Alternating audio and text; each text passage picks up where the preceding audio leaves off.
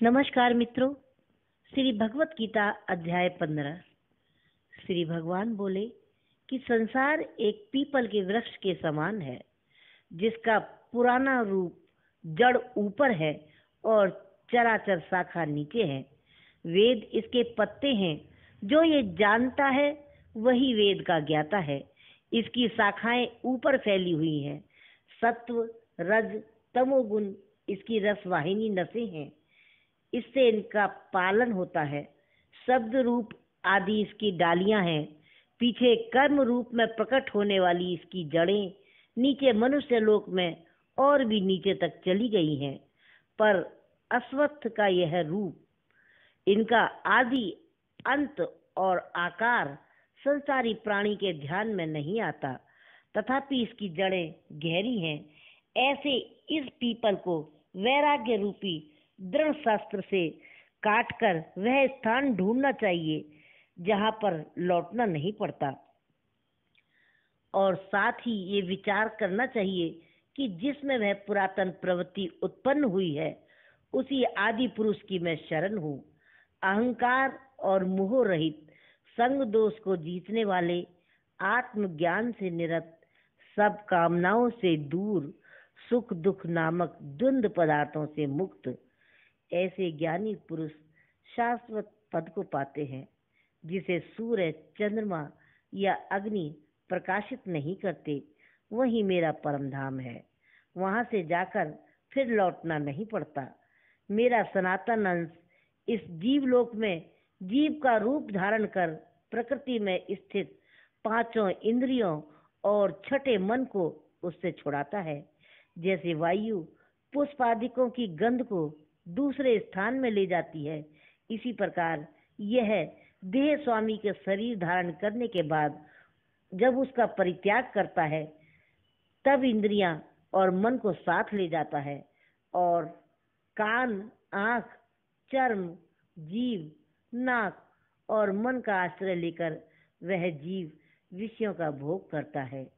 एक देह से दूसरी देह को जाते या एक ही देह में रहते समय या इंद्रियों से युक्त होकर विषयों का उपभोग करते हुए इसको मूर्ख देख नहीं पाते, किंतु जिनके ज्ञान रूपी नेत्र हैं वो देख सकते हैं। यत्न करने से योगी जन तो इसे देख लेते हैं, परंतु अज्ञानी यत्न करके भी इसे नहीं देख पाते। जो तेज सूर्य, चंद्रमा और अग्नि में विद्यमान है और जगत को प्रकाशित करता है, उसे मेरा ही तेज मानो। मैं ही पृथ्वी में प्रवेश कर अपने तेज से समस्त भूतों को धारण करता हुआ इनमें भरा हुआ चंद्रमा बनकर मैं ही सब औषधियों का पोषण करता हूँ। जठराग्नि होकर प्राणियों की देह में प्रविष्ट हूँ और प्राण वायु और अपान वायु से संयुक्त होकर चारों प्रकार से भोजन किए हुए प्राणियों के अन्न को पचाता हूँ। संपूर्ण भूतों के हृदय कमल में निवास करता हूँ। मुझसे ही स्मृति, ज्ञान और उनका नाश होता है। सब वेदों के जानने योग्य मैं ही हूँ। वेदांत का कर्ता और वेदों का ज्ञानी भी मैं ही हूँ। इस संसार में क्षर और अक्षर ये दो पुरुष हैं। जितने नाशवान प्राणी हैं वे क्षर कहलाते हैं और उसमें कूटस्थ अर्थात शैल शिखर के भांति चैतन्य को अक्षर कहते हैं। किंतु उत्तम पुरुष परमात्मा विकार रहित, सर्वनियंता बद्ध, मुक्त, नित्य रूप तीनों लोकों में प्रविष्ट होकर धारण पोषण करता है। वह इन दोनों से अलग है। मैं क्षर और अक्षर से उत्कृष्ट हूँ। इसी कारण से लोक और वेद में पुरुषोत्तम नाम से विख्यात हूँ।